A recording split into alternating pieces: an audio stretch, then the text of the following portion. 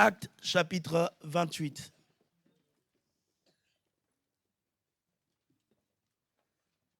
À partir du verset 1. Une fois dehors du danger, nous reconnûmes que l'île s'appelait Malte. Amen. Que l'île s'appelait Malte. Ça veut dire que c'est en Europe. Malte, ce n'est pas en Afrique. Tu es d'accord avec moi? Malte, ce n'est pas aux États-Unis. Amen. Malte, ce n'est pas en Chine. Malte, c'est en Europe. Et ça veut dire que c'est un langage et un message que Dieu adresse à l'Europe. Que Dieu adresse à son Église en Europe. Que Dieu adresse à chacun de nous. Amen. Lorsqu'ils ont eu à traverser, les barbares nous témoignèrent une bienveillance peu commune. Ils nous accueillirent tous auprès d'un grand feu. Amen. Alléluia. Auprès d'un grand feu qu'ils avaient allumé parce que la pluie tombait et qu'il faisait très froid. Vous vous souvenez, le dimanche passé, nous avons parlé des vierges. Et on dit que c'est au milieu de la nuit. Vous savez, souvent, c'est au milieu de la nuit qu'on se bat pour la couverture. Le mari tire de son côté, la femme tire de son côté. Hein? C'est au milieu de la nuit où il fait froid souvent. Vous êtes d'accord avec moi? C'est là où on se couvre davantage parce qu'on part dans ce qu'on appelle un sommeil profond. Amen. On se repose, on se relaxe et c'est là où il commence à faire froid. Amen. Et la parole de Dieu dit ici, en ce temps-là, il a commencé à pleuvoir et il commençait à faire froid. Il y avait un grand froid qui était là, qui s'était installé. Amen. Il y avait un grand froid qui s'était installé. Ils avaient fait le feu pour se réchauffer. Mais il y avait un froid qui était là. Paul ayant ramassé un tras de broussailles et l'ayant mis au feu, une vipère en sortit pour l'effet de la chaleur et s'attacha à sa main. Quand les barbares virent l'animal suspendu à sa main, ils se dirent l'un à l'autre, assurément cet homme est un meurtrier, puisque la justice n'a pas voulu le laisser vivre après qu'il ait été sauvé de la mer. Paul secoua l'animal dans le feu et ne ressentit, vous êtes d'accord avec moi, et ne ressentit aucun mal. Amen. Il faisait froid et lorsque lui, il était en train d'alimenter le feu, de travailler au feu, de faire à ce que tout le monde se réchauffe, qu'est-ce qui se passe? L'animal sort et s'attache à son bras. Et tous ceux qui étaient à côté ont dit, c'est certainement quelqu'un d'injuste. Il va mourir. Et quand nous continuons à lire, vous allez voir que les gens s'attendaient à le voir enfler ou tomber subitement, tomber mort subite. Après avoir longtemps attendu, voyant qu'il n'avait rien, aucun mal, ils changèrent d'avis et dirent que c'était un Dieu. Amen. Ils attendaient le voir mourir. D'abord, ils ont commencé à dire il va enfler. Il n'a pas enflé. Ils ont commencé à dire dans leur cœur, certainement, il va avoir une mort subite. J'ai une bonne nouvelle pour toi en ce matin. Aucune mort subite ne t'atteindra. Aucune mort subite ne t'atteindra. Aucune mort subite ne te mettra à terre. Aucune mort subite ne te détruira. Aucune mort subite n'anéantira ta vie parce que le Seigneur vit en toi. Et celui qui vit en toi est plus fort que celui qui vit dans le monde. Les gens du monde attendaient à le voir mourir. Les gens du monde attendaient à le voir s'enfler. Les gens du monde attendaient à le voir détruit. Mais ils attendaient pendant longtemps. Toute âme forgée contre toi est nulle et sans effet. C'est l'héritage que Dieu donne à ses serviteurs. Si tu sers le Seigneur, c'est ton héritage. La Bible dit, toute langue qui s'élève contre toi, tu la condamneras au justice. Ils étaient en train d'attendre que Paul meure. Mais dans l'esprit de Paul, Paul ne pouvait pas mourir parce qu'il savait qu'il avait encore quelque chose à faire. Parce qu'il savait qu'il devait encore alimenter le feu.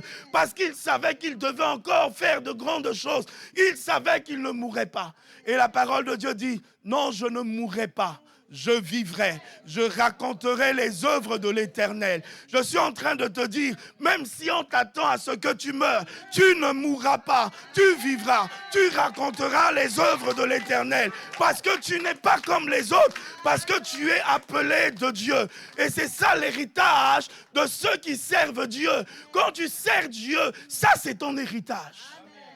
Amen. Il s'attendait à ce que Paul puisse mourir. La parole de Dieu dit, il fait de ses serviteurs une flamme de feu.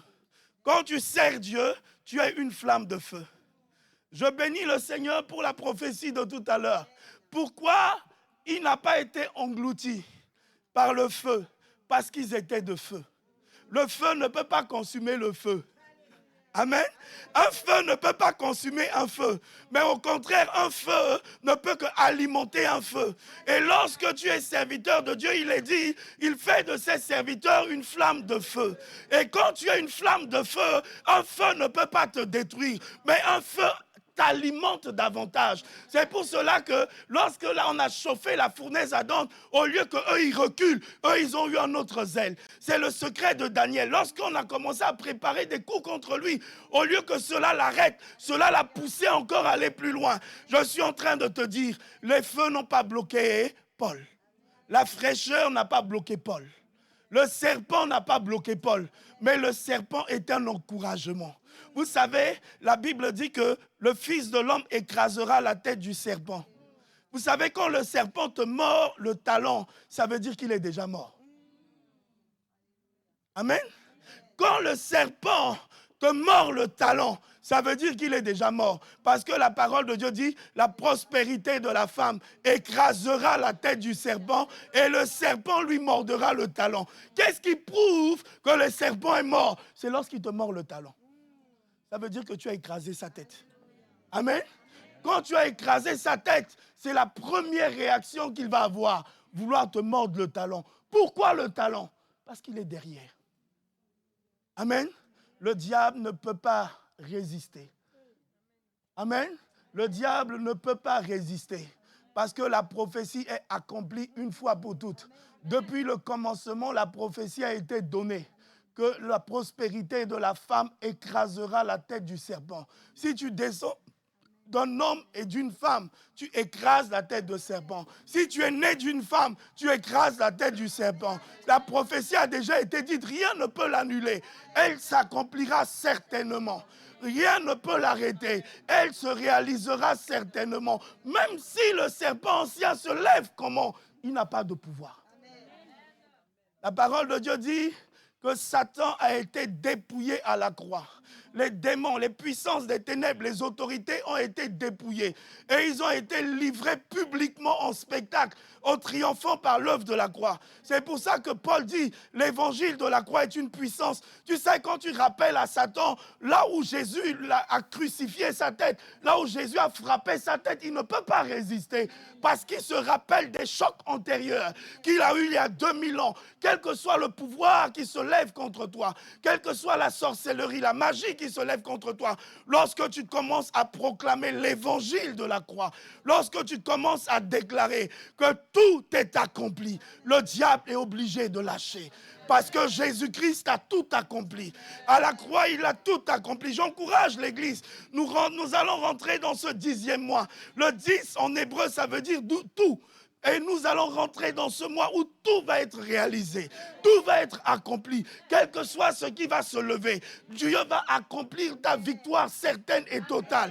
Quel que soit ce qui va se lever, Dieu va accomplir ta guérison et ta délivrance totale. Parce que nous rentrons dans ce 10e mois, le 10e mois où le Seigneur accomplit tout. Et en Christ, nous avons toutes choses. Amen. Le serpent s'est attaché à son bras. Tout le monde le voyait comme mort, mais lui, il se voyait comme vivant.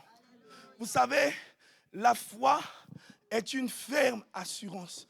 Tout le monde le voyait mort. Lui seul, il se voyait vivant. La vie et la mort sont au pouvoir de la langue. Est-ce que vous savez qu'il y a un langage qu'on appelle le langage corporel? L'attitude de comment tu fonctionnes, de comment tu fais. C'est un langage. Paul n'a pas utilisé ici le langage de parler, mais son comportement. Au lieu d'être abattu, au lieu d'arrêter d'alimenter le feu, lui, il a continué à faire le feu. La parole de Dieu dit qu'il a continué à faire. Et les gens disent, certainement, c'est un Dieu. Jésus dit, ne savez-vous pas que vous êtes des... Tu es un Dieu. Ne sais-tu pas que tu es un Dieu? Le comportement de Dieu, c'est lequel? Lorsque la terre était informe et vide, il ne se l'est pas laissé influencer par l'atmosphère, mais lui, il a influencé l'atmosphère. Je viens te dire en ce matin, ne laisse pas l'atmosphère t'influencer. La parole de Dieu dit, brillez comme un flambeau. Ne laisse pas l'atmosphère t'influencer. Mais lorsque l'atmosphère est froide, lorsque l'atmosphère n'est pas à ton avantage, toi change l'atmosphère. Amen. La terre était informe et vide. Les ténèbres couvraient la terre. L'Esprit de Dieu était au-dessus. Et Dieu a dit que la lumière soit. Dieu n'a pas combattu les ténèbres. Dieu a pris une décision. La lumière doit éclairer. La parole de Dieu dit, nous sommes la lumière de ce monde. Je suis en train de te dire, il est temps que tu éclaires. Ranime la flamme qui est en toi. Ranime les dons qui sont en toi que tu as reçus par imposition des mains, par la prophétie. Ranime les visions que Dieu t'a données. Ranime les paroles que Dieu t'a annoncées. Ne laisse pas cela comme ça. Ranime cela. C'est ce que Paul dit à Timothée.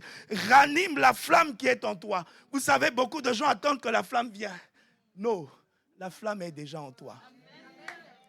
Je ne suis pas venu te dire le réveil va venir. Le réveil est déjà en toi. Amen. Ranime la flamme qui est en toi. Et l'apôtre Paul dit encore à l'église d'Éphèse, la puissance qui agit en vous. Il y a une puissance qui est en toi. Elle n'attend simplement qu'elle soit activée. Elle n'attend simplement qu'elle soit engagée. Il y a une autorité qui est en toi. C'est ce que Paul a dit. Nous n'avons rien dans le domaine naturel, mais nous avons quelque chose dans le domaine spirituel. Et ce que nous avons dans le domaine spirituel, c'est le nom de Jésus. Lève-toi et marche. Les gens ne considéraient pas Pierre et Jean. Mais lorsque Pierre et Jean ont mis cet homme debout, les religieux ont reconnu en eux un serviteur de Dieu. Je suis venu te dire, le don que Dieu a mis en toi fait que même si les hommes ne veulent pas te reconnaître, Dieu t'impose et ils sont obligés de te reconnaître. Les dons de prophétie que Dieu a mis en toi, même si un membre de ta famille ne reconnaît pas que Dieu t'a appelé, mais le fait que tu prophétises et que tu lui dises la vérité, il reconnaît. Je vous donne un témoignage. Il y a un couple qui dormait et le mari avait une mauvaise vie parce qu'il ne connaissait pas Dieu. Et la femme prie pendant longtemps, une nuit, et Dieu lui révèle quelque chose. Elle réveille son mari, elle lui dit, tu me trompes avec telle personne. Il n'y avait que lui et la personne avec qui il a trompé qu'il connaissait. Cet homme s'est mis à genoux et a reconnu que le Dieu de cette femme est le vrai Dieu. Amen. Ton Dieu est le vrai Dieu. Amen. Tu n'as pas un faux Dieu dans ta vie, mais tu as le vrai Dieu. Les gens attendaient Paul pour qu'il meure, mais parce qu'il avait Dieu en lui, il ne pouvait pas mourir parce qu'il avait la vie éternelle. À tous ceux qui l'ont reçu, à ceux qui croient en son nom, il leur a donné le pouvoir. Et parce que tu as le pouvoir en toi, parce que tu as le nom de Jésus en toi, même lorsque l'on s'attend à ce que tu meurs, Dieu fait en sorte que tu ne meurs pas, afin que l'on sache que l'Éternel, ton Dieu, est le vrai Dieu. Aujourd'hui, plus que jamais, l'Éternel, ton Dieu, veut manifester sa gloire. Aujourd'hui, plus que jamais, l'Éternel, ton Dieu, veut manifester sa puissance. Aujourd'hui, plus que jamais. Et lorsqu'ils ont entendu enfin, ils ont dit, vous êtes des... Il a dit, certainement c'est un Dieu. Jésus le dit, ne le savez-vous pas que vous êtes des dieux? Amen. Il y a une puissance en toi. Le nom de Jésus dans ta vie te rend Dieu. Aujourd'hui, plus que jamais, la fraîcheur, la tiédeur gagne du terrain. Lorsque je priais, l'Esprit de Dieu me disait, il y a un combat qui se manifeste actuellement dans le monde spirituel. C'est ce qui ne fait que s'agiter dans le monde physique. Et ce combat dans le monde spirituel, c'est que l'ennemi veut atteindre tes pensées. Ils s'attendaient tous à ce que les pensées de Paul soient atteintes. Si Paul baissait ses pensées, il ne continuait plus à avancer, il allait mourir. C'est pour ça que vous allez voir, la femme de Job a dit à Job, abandonne, insulte Dieu et meurt. Si Job insultait Dieu, il mourrait. Le combat qui est aujourd'hui est au-delà du combat physique. C'est un combat spirituel où les puissances des ténèbres savent que le temps est davantage avancé et que bientôt, ils ne pourront plus faire un nombre de choses. Ils savent que bientôt, ils ne pourront plus retenir l'Église. Bientôt, ils ne pourront plus mettre l'Église, mais la gloire de Dieu et l'héritage de l'Église sera tellement manifeste que c'est pour cela qu'ils font tout pour bloquer. Regardez, vous allez observer, voir. C'est souvent quand tu continues à beaucoup plus prier que tu as beaucoup plus de combats. Pourquoi? Parce que tu es en train d'alimenter la flamme. Et quand tu alimentes la flamme, ça dérange le serpent. Ça le dérange. Quand tu pries beaucoup, c'est là où les sorciers du coin vont se lever contre toi. Quand tu pries beaucoup, c'est là où les magiciens vont se lever contre toi. Quand tu te consacres davantage à Dieu, c'est là où un nombre de choses vont se soulever. Et des fois, tu te poses la question, mais ça vient d'où? Pourquoi ça se passe comme ça? Parce que lorsque tu alimentes le feu, le serpent ne peut plus tenir. Amen. Lorsque tu alimentes le feu, le serpent ne peut plus tenir. Il ne peut pas résister. Il est obligé de se lever. C'est pour ça que nous devons savoir que malgré tout ce qui se passe, nous sommes des dieux. Amen. Nous sommes des dieux. Ranime la flamme qui est en toi. Ranime le don qui est en toi. C'est ce que Paul dit à Timothée. Il dit, ranime le don qui est en toi. De Timothée, chapitre 1, de 1 à 5.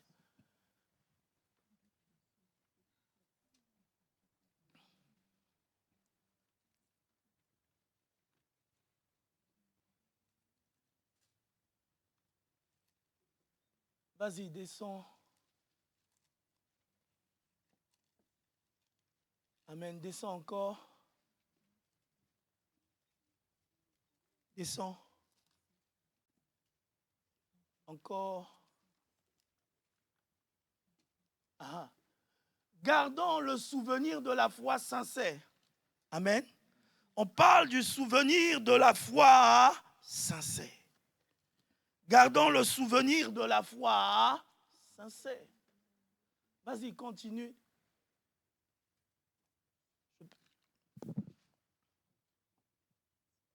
Ah, c'est pourquoi je t'exhorte à ranimer le don de Dieu que tu as. Tu l'as déjà reçu. tu ne vas pas le recevoir. Amen. Tu l'as déjà reçu. Et la parole de Dieu dit de garder le chandelier. J'aime bien parce qu'on a adoré Dieu pour dire à Dieu qu'on l'aime. Garder le chandelier, c'est revenir à son premier amour. Alléluia. Et quand tu dis à Dieu que tu l'aimes, tu es en train de garder le chandelier.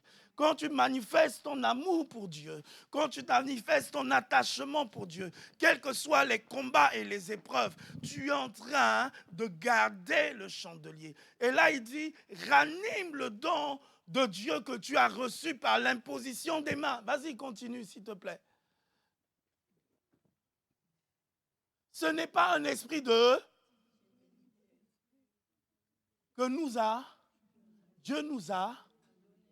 que Dieu nous a donné. Amen. Ce n'est pas un esprit de timidité. À partir de ce matin, que ta timidité tombe.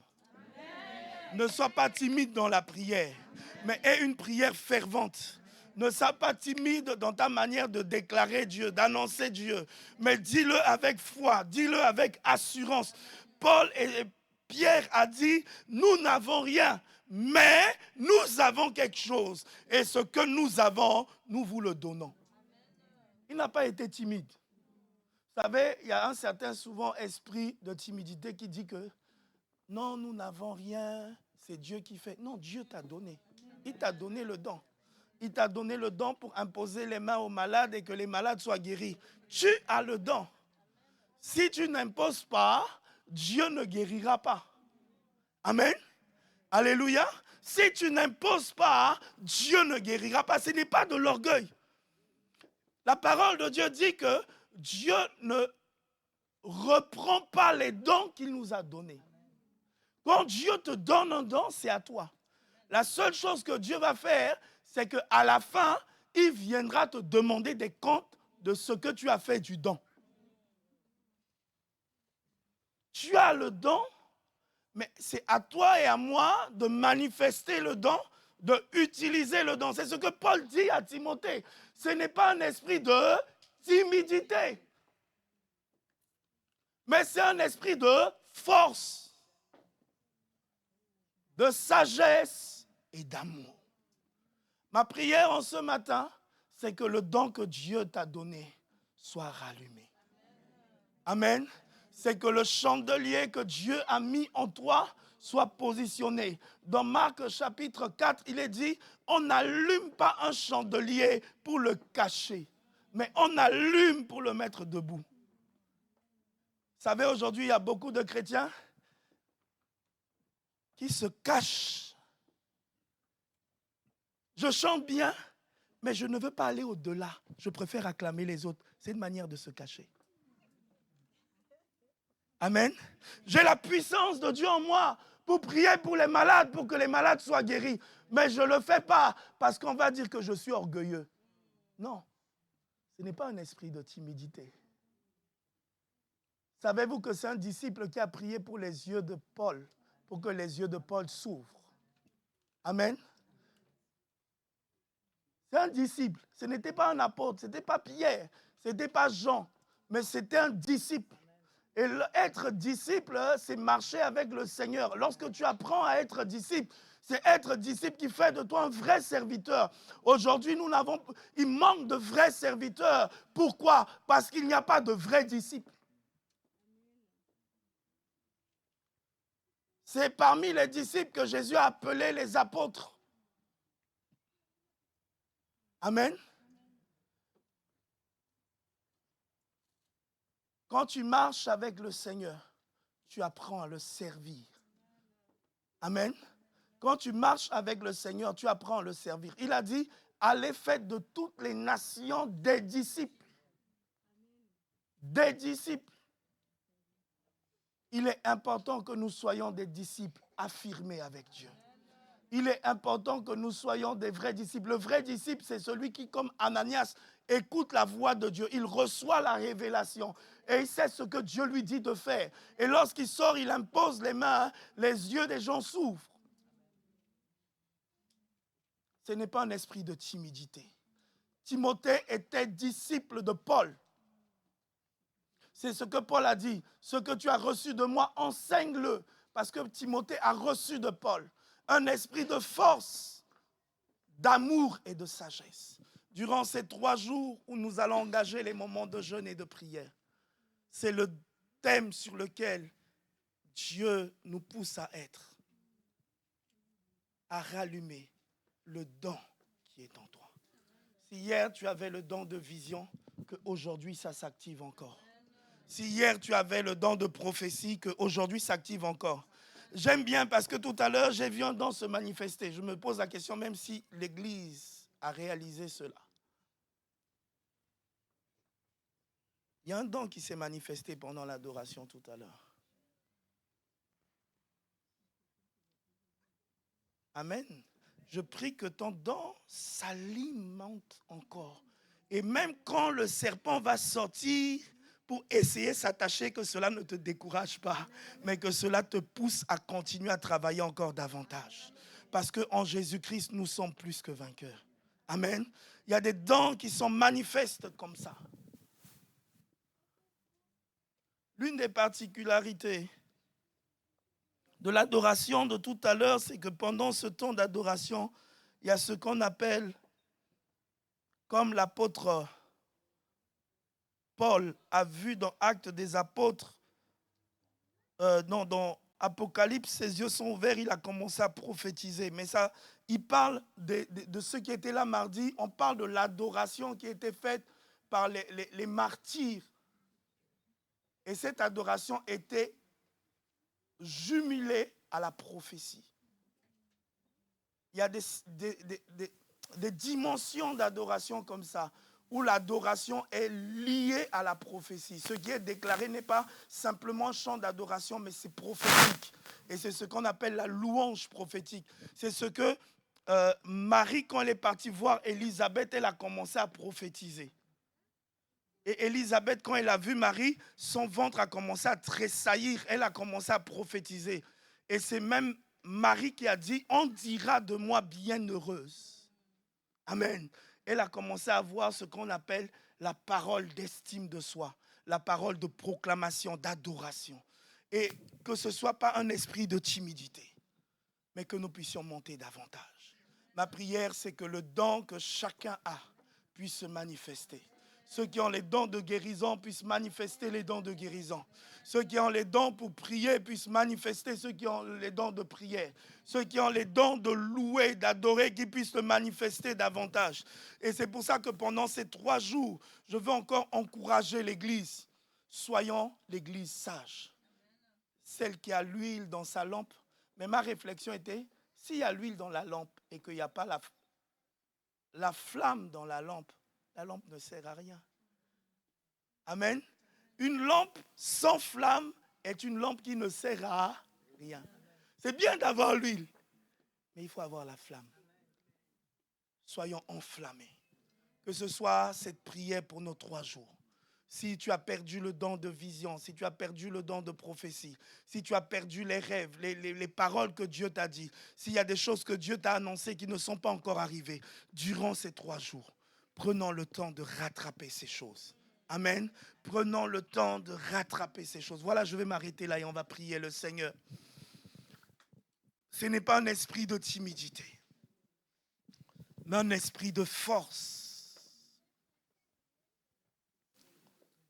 Un esprit de force.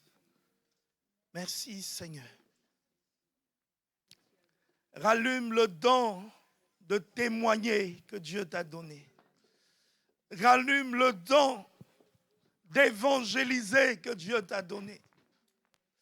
Rallume le don de guérison que Dieu t'a donné. Rallume le don de prophétie que Dieu t'a donné. Rallume ce don ce matin. Alléluia.